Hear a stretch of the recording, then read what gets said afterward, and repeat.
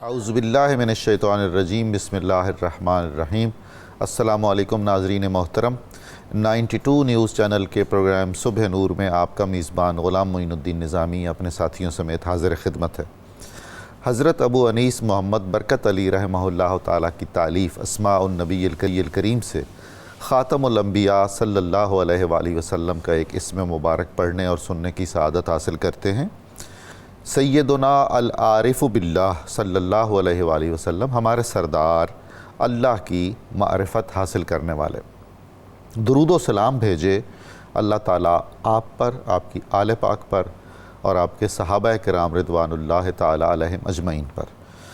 سیدنا علی المرتضیٰ شیر کرم اللہ وجہہ الکریم سے روایت ہے کہ حضور نبی کریم صلی اللہ علیہ وآلہ وسلم نے سنت کے بارے میں یوں فرمایا: معرفت الہی میری پونجی، عقل میرے دین کی بنیاد، شوق میری سواری، ذکر الہی میرا غمخوار، پاک بازی میرا خزانہ اور غم میرا ساتھی ہے۔ یہ حدیث مبارکہ مسند احمد اور الشفاء قاضی ایاز میں روایت ہوئی ہے۔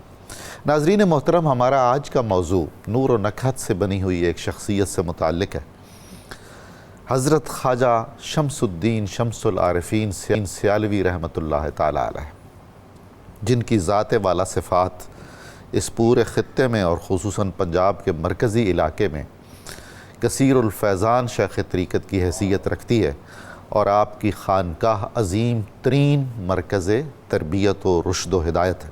اللہ تعالیٰ اسے تا ابد سلامت رکھے اور اس کے فیوز و برکات سے سیراب ہونے والوں کو بھی سلامت رکھے۔ حضرت خواجہ شمس الدین شمس العارفین سیالوی ہمارے اس خطے میں جس میں ہم بیٹھے ہوئے ہیں، چشتی نظامی شیوخ میں بہت بڑے شیخ طریقت ہیں۔ ہم متعین کرتے ہیں نا، اگر کسی بھی خانقاہ کو اس کو ایویلیویٹ کرتے ہیں مختلف میئرمنٹ سے، تو سیال شریف کی خانقاہ بہت بلندی پر فائز ہے اپنے میرٹ پر۔ بہت کم خانقاہیں ایسی ہیں، دعویٰ تو ہر ایک کو ہو سکتا ہے، لیکن دعویٰ وہ جو ثابت نہ ہو اور دعویٰ وہ جس کے پیچھے کوئی دلیل نہ ہو، ظاہر ہے وہ بے دست و پا ہوتا ہے، پا در ہوا ہوتا ہے۔ بہت کم خانقاہیں ایسی ہیں جن کو ایسے ایسے عبقری اور نابغہ خلفاء نصیب ہوئے ہوں، جنہوں نے پورا ایک جہان معرفت سیراب کیا ہو۔ سیال شریف کو یہ امتیاز حاصل ہے کہ وہاں ایسے ایسے شہباز طریقت آ کر انہوں نے سر جھکایا اور آگے نسل در نسل ایک نیٹ ورک قائم کیا خانقاہوں کا، جو روحانی اور علمی اور سماجی اور ثقافتی خدمات کے فعال ادارے تھے اور ہیں۔ اسی طرح ایک اور امتیاز اس خانقاہ عالی شان کا یہ ہے کہ ایک سے بڑھ کر ایک قابل جانشین میسر آیا۔ بالعموم خانقاہوں میں یہ ہوتا ہے کہ بانی خانقاہ کی جو شخصیت ہے اس کا مقام اور مرتبہ وہی ہوتا ہے جو کسی حکومت یا سلطنت کے بانی کا ہوتا ہے، اولو العزم، اور اس کے بعد زیادہ تر ایسا ہوتا ہے کہ بتدریج ان تمام صلاحیتوں میں انحطاط یا زوال پذیری آتی ہے۔ مگر ہم سیال شریف میں دیکھتے ہیں ایک بالکل منفرد چیز ہے، کئی اور خانقاہوں کی طرح بھی، لیکن اس میں سے آستانہ عالیہ سیال شریف کی بڑی ہی منفرد شخصیت اور حیثیت ہے کہ ہر جانشین نے اپنے اپنے عہد میں عظیم ترین خدمات انجام دی ہیں، وہ علمی حیثیت ہو، وہ ادبی حیثیت ہو، سیاسی اور سماجی حیثیت ہو۔ اس لیے اس پورے خطے پر سیال شریف کی خانقاہ کے احسانات بھی ہیں اور ان کے مشائخ کی محبت بھی دلوں میں راسخ ہے۔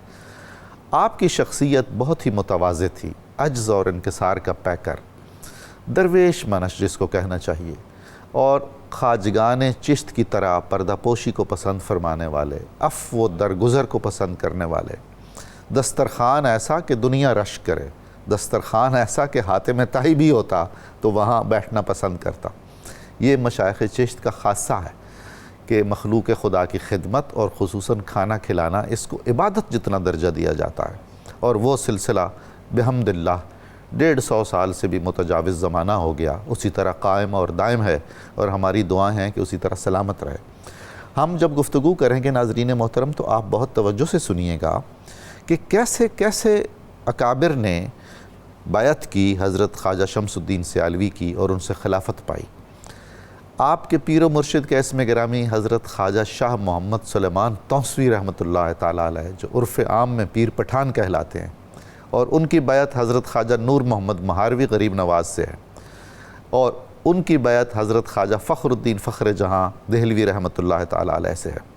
یہ جو لفظ غریب نواز میں نے استعمال کیا ہے، ایک تو جگ کے غریب نواز ہیں حضرت خواجہ معین الدین حسن چشتی اجمیری، اس کے بعد سچ پوچھیں میرے دل کی آواز ہے کہ جب میں حضرت خواجہ شمس الدین شمس العارفین سیالوی کا نام لیتا ہوں تو مجھے غریب نواز کہنا جچتا ہے، انہیں لجپال کہنے کا بھی لطف آتا ہے، کیونکہ یہ صفات آپ کی ذات میں اور آپ کے اخلاق والا تبار میں بطریق احسن موجود ہیں۔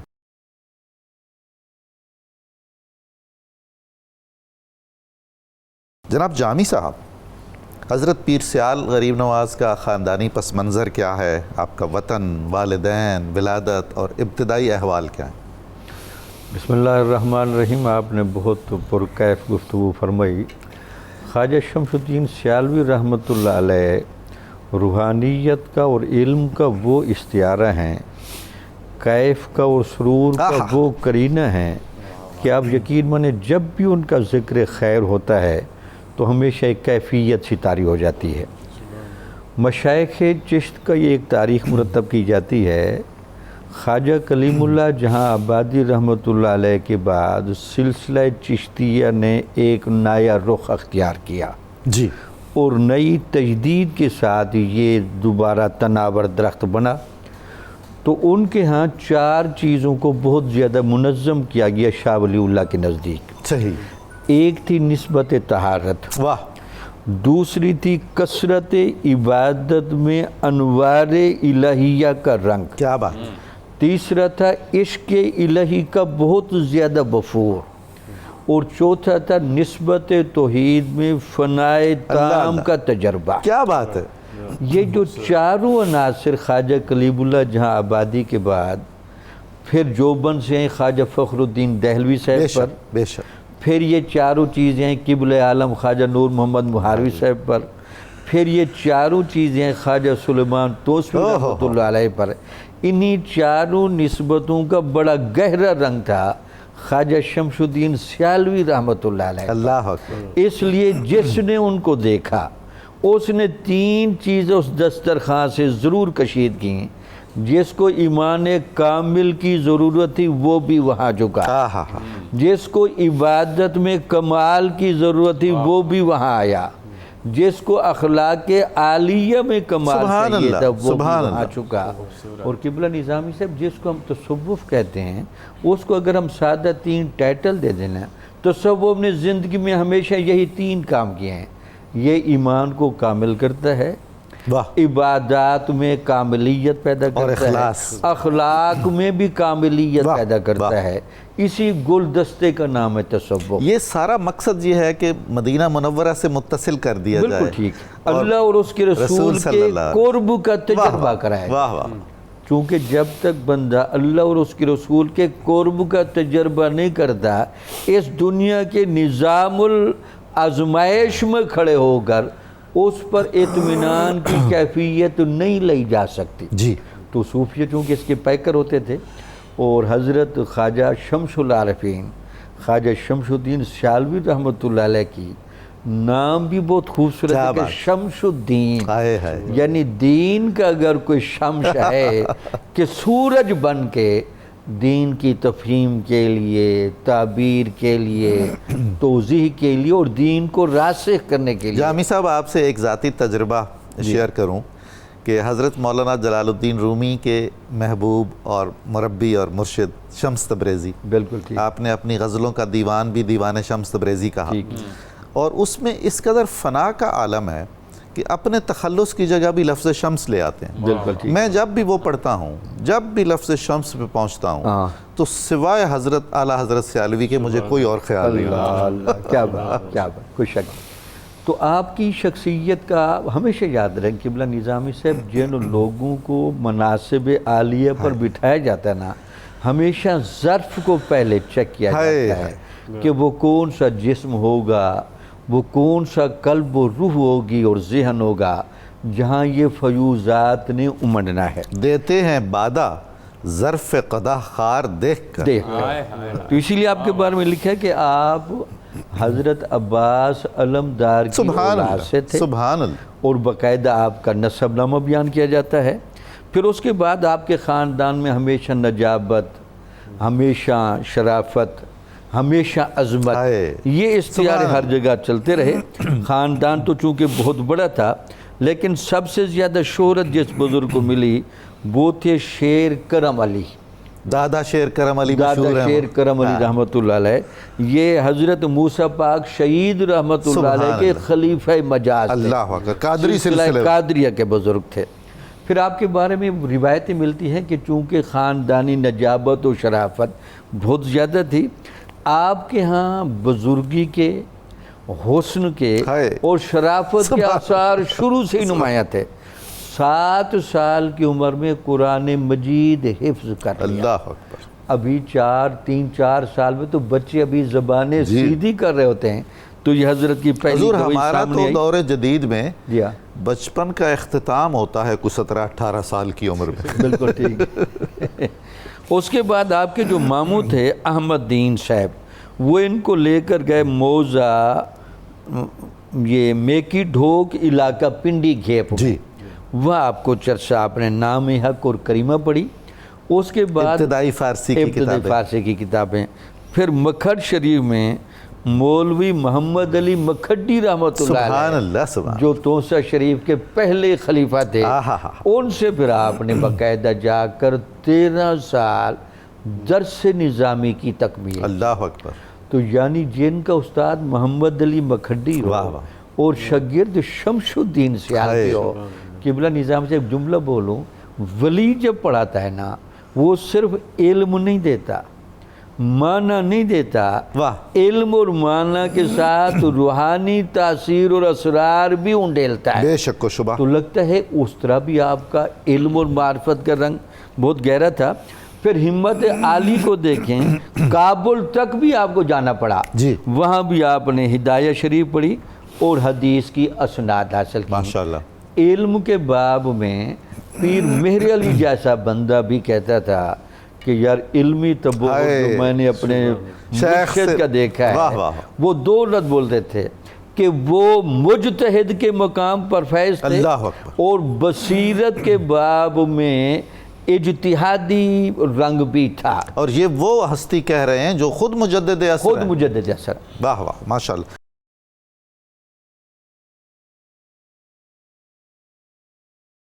ڈاکٹر شعیب صاحب، ڈاکٹر جامی صاحب نے بہت خوبصورت بات کی، کریمہ، نام حق، پند نامہ.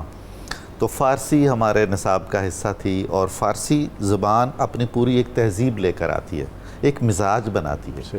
اس مزاج میں ذوق ہے، شوق ہے، روحانیت ہے، عرفانیت ہے.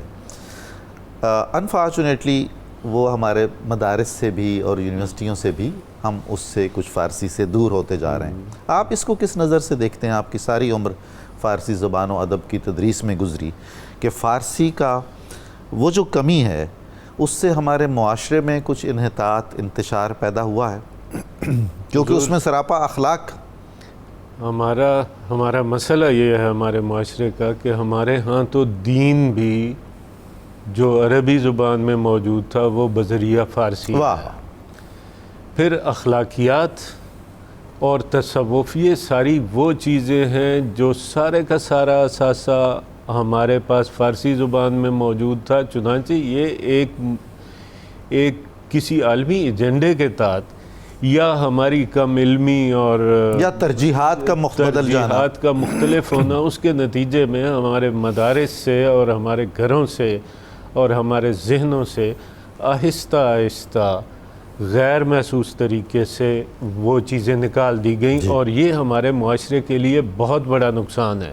یہ جو افراتفری ہے اور یہ جو بے چینی ہے معاشرے میں اجتماعی طور پر اور افراد انفرادی طور پر، اس کے پیچھے یہی چیز ہے کہ وہ چیزیں جو ہمیں کول ڈاؤن کرتی تھیں، جو ہمیں لائن اپ کرتی تھیں، جو ہمیں کسی رستے میں کسی قطار میں کھڑا کرتی تھیں، جو ہمیں برداشت کا درس دیتی تھیں، وہ آہستہ آہستہ نکال دی گئیں اور شور شرابہ اور ہلہ گلہ اس کے بجائے ڈال دیا گیا۔ اب ایک بڑی دلچسپ بات میں یہ کہنے لگا ہوں کہ تمام صوفی سلاسل میں جی بالعموم اور سلسلہ چشتیہ میں بالخصوص جی 3 عین پر بہت زور دیا۔ اچھا واہ یعنی عین فار علم، جی عین فار عمل اور عین فار عشق۔ واہ سبحان اللہ۔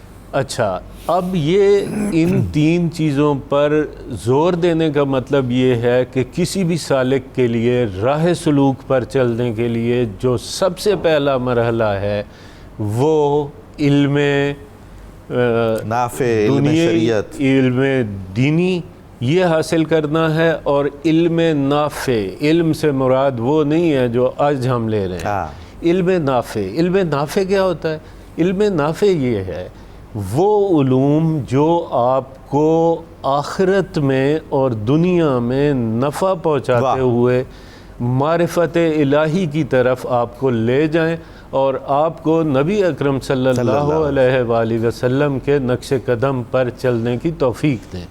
اچھا، یہ علوم حاصل کرنے کے بعد یعنی ایسا بے شمار مثالیں تذکروں میں موجود ہیں کہ کوئی طالب کسی صاحب سجادہ کے پاس حاضر ہوا اور اس نے آ کے عرض کی کہ حضور میں آپ کی خدمت میں ہوں اور میری تربیت فرمائیں، تو آپ نے پہلے کہا کہ جاؤ پہلے علم حاصل کر کے آؤ۔ حضرت سیالوی نے جب یہ سارے علوم حاصل کر لیے تو پھر طلب طریقت کیسے ہوئی اور بیعت کہاں ہوئی؟ ہاں، طلب طریقت کے سلسلے میں یہ ہے کہ پہلے تو آپ سارے مکی مراحل شریف میں تعلیمی اور ہو اس گئے کے بعد وہ تعلیمی مراحل ہو گئے، اس کے بعد حضرت مکھڈی کے پاس تشریف رکھتے تھے کچھ 13 سال سے، جی جی، اور ان کی ہی ہمراہی میں پہلی دفعہ تشریف لے گئے تونسہ شریف۔ حاضر ہوئے تونسہ شریف میں جب حاضر ہوئے تو وہاں انہوں نے پھر کہا کہ جی آپ وہ جو دراز قابلی ہیں، جو خوشاب، جو اصل میں خوشابی ہیں، ہاں خوشابی ہیں، بالکل خوشابی ہیں، اور شاہ افغانستان نے ان کو وہاں بلا لیا تھا کابل میں، تو یہ ان کی ہدایت پر وہاں دورہ حدیث کی تکمیل دورہ کے لیے، حدیث کی تکمیل کے لیے وہاں تشریف لے گئے۔ وہاں 6 مہینے ان کی خدمت میں گزارنے کے بعد واپس آئے اپنے استاد کے پاس۔ اچھا، استاد کی ہمراہی میں پھر تونسہ شریف تشریف لے جاتے ہیں، اور تونسہ شریف میں پہلی ہی نظر میں استاد اور شاگرد جب اس چہرہ پر نور کے سامنے پیش ہوتے ہیں، سلیمان زمان، تو ان کی کیمیا اثر نظر نے کچھ ایسا کیا کہ جی دیکھتے ہی فیصلہ ہو گیا کہ یہاں بیعت ہونا ہے۔ چنانچہ عجیب اتفاق یہ ہے کہ استاد اور شاگرد دونوں نے اس موقع پہ ان کی بیعت کی، اور پھر وہاں کچھ عرصہ گزارنے کے بعد یہ تشریف لے آئے واپس مولانا مکھڈی کے پاس۔ حضرت نے کچھ 36-37 سال کی عمر میں سیال شریف میں خانقاہ قائم کی۔ آپ یہ دیکھیں کہ آپ جیسے کہہ رہے تھے کہ جی ہم تو بچپن ہی ہمارا 16-17 سال کی عمر میں، 36 سال کی عمر میں آپ کے مرشد کو یہ پتہ چل گیا کہ یہ علوم ظاہر اور علوم باطن میں یہ شخص اب اس مقام پہ آ گیا ہے کہ اس کو دنیا کو فیضیاب کرنا چاہیے۔ چنانچہ صرف 36 سال کی عمر میں مرشد نے خرقہ خلافت عطا کیا اور کہا کہ جائیے اپنے علاقے میں سیال شریف میں آپ سیال شریف تشریف لائے، اور سیال شریف میں آ کے جو کرشمہ انہوں نے کیا، یعنی پہلے وہ اکیلے تھے اور اکیلے ہی انہوں نے وہاں دینی درسگاہ قائم کی۔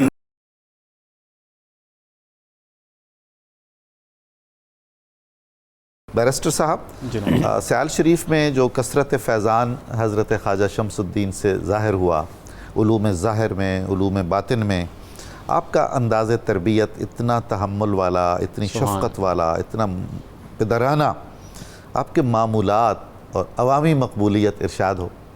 بسم اللہ الرحمن الرحیم۔ قبلہ ڈاکٹر صاحب، آج اس نفس قدس کے بارے میں ہم بات کر رہے ہیں، یہ جتنی بھی ابھی آپ تمام ڈاکٹر صاحبان نے گفتگو کی، میں اگر ایک جملے میں ایک طفل مکتب ہونے کی حیثیت سے فیض لینے کے ارادے سے اپنے دامن کو دراز کروں تو وہ یہ ہے سبحان اللہ کہ حضور قبلہ عالم اعلی حضرت سیالوی رحمۃ اللہ علیہ کی ذات والا تبار جب آپ تشریف لاتے ہیں سیال شریف میں، گویا ایسے ہے ایک فرد مفرد، آہا ایک فرد واحد، مگر جہاں دانش، سبحان اللہ سبحان مگر جہاں دانش، کیا یا بات جتنی دانش گاہیں ہیں نا پاکستان میں، اگر اس کو بھی ڈائریکشن دی ہے تو ہمارے مرشد کریم کی ذات والا تبار نے دی ہے۔ عقیدتیں، محبتیں، رفعتیں آپ کے نام پر اس لیے قربان ہوتی رہیں گی کہ اللہ پاک کا قرآن حکیم میں وعدہ ہے۔ آج کچھ ستی ذہن لوگوں کو جب سمجھ نہیں آتی کہ یہ تذکار کیوں زندہ ہیں تو آئیں، قرآن پاک ہے، دوسرا پارہ ہے، اللہ نے وعدہ کیا ہے فَاذْكُرُونِی اذکرکم، اپنی چلتی سانس کے ساتھ، اپنی جوانی کے ساتھ، اپنے لڑکپن کے ساتھ، اپنی زندگی کے ساتھ میرا تذکرہ کیجئے، میرا ذکر کیجئے۔ جب آپ چلے جائیں گے، 100 سال گزر جائیں گے اور ہر آنے والے دن میں ذکر پہلے سے زیادہ بڑھتا چلا رہتی جائے گا، دنیا تک آپ کا ذکر ہوتا اور رہے گا، بڑھتا چلا جائے گا۔ حضور یہ ہے بے شک۔ کہ بڑھتا چلا جائے گا۔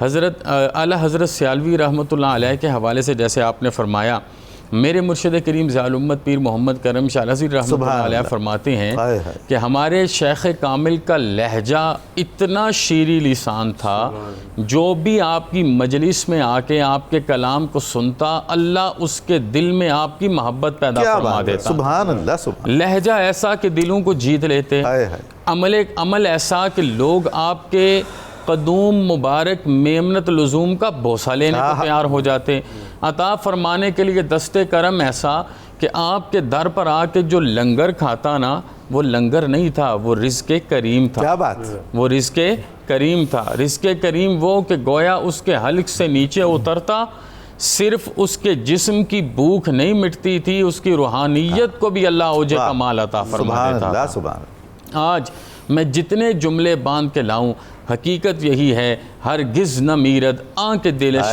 زندہ شد باش، سب داس بر جریدہ عالم دوام ما۔ حضور قبلہ عالم سیالوی رحمۃ اللہ علیہ جس وقت کرم نواز ہو جاتے ہیں، میں تو یہ کہوں گا کہ آپ کرم نواز ہوتے ہیں سیال شریف کی سرزمین کو اوج اور کمال دینے کے لیے، تو آپ فنا فی الشیخ کے مقام پر فائز ہیں۔ یہ وجہ ہے کہ آپ نے اپنی راتوں کو شب زندہ دار فرمایا ہے۔ آج کا ڈاکٹر تو یہ کہتا ہے کہ رات سونا چاہیے، لیکن قرآن پاک کہتا ہے وَالَّذِينَ يَبِيتُونَ لِرَبِّهِمْ سُجَّدًا وَقِيَامًا۔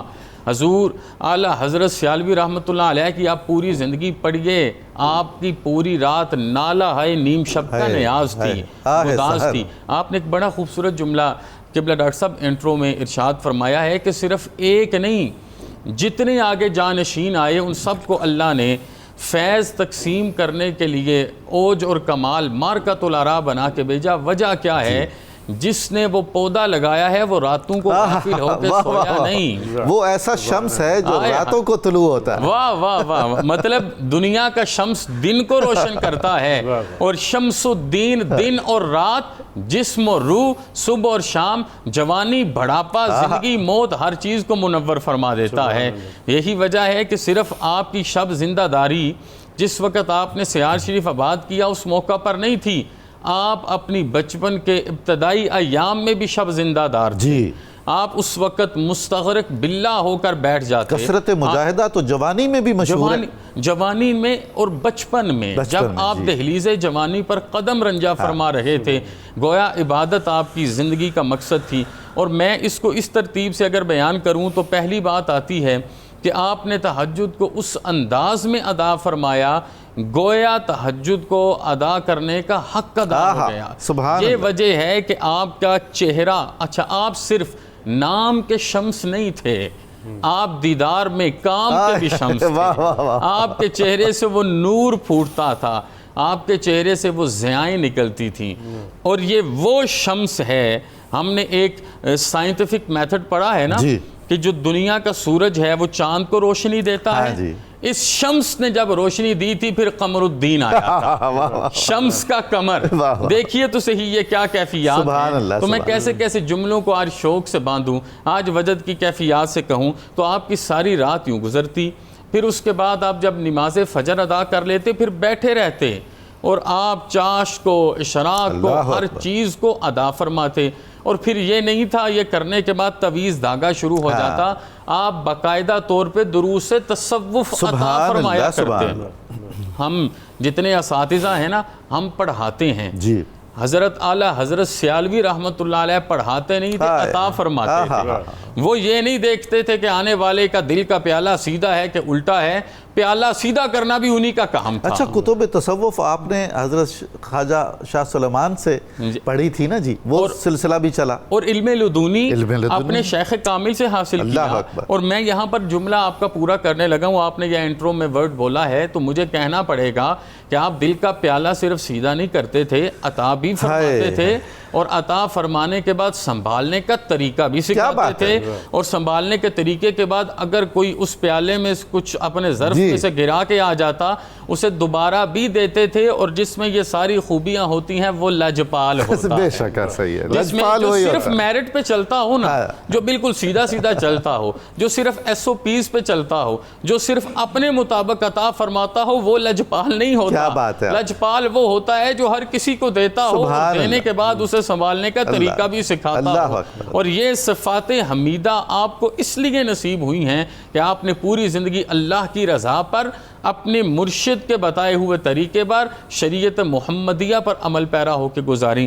اب آپ دیکھیے نماز عصر کے بعد ختم خواجگان، آج بھی ختم خواجگان کی رسوم جتنے چشتیہ مراکز کے اندر قائم ہیں، آپ یقین کیجیے، یہ جملہ بڑا سینسٹیو، میں چند لمحوں میں بات مختصر کر کے اس جملے کو آپ کے ساتھ پیش کرنا چاہوں گا کہ آج بھی ختم خواجگان میں ہزاروں نوجوان اپنے قلوب سے دنیا کی میل نکالتے ہیں۔ بے شک ایسا، اور یہ ساری کی ساری رسم آپ نے عطا فرمائی، تو پھر یہ سارے کا سارا سلسلہ شروع ہوا۔ میں صرف اتنا کہوں گا کہ حضرت سیالوی رحمۃ اللہ علیہ، میں نام لینے سے بھی گریز کر رہا ہوں کہ ہمارا اتنا قد نہیں ہے، اوقات اور حیثیت نہیں ہے۔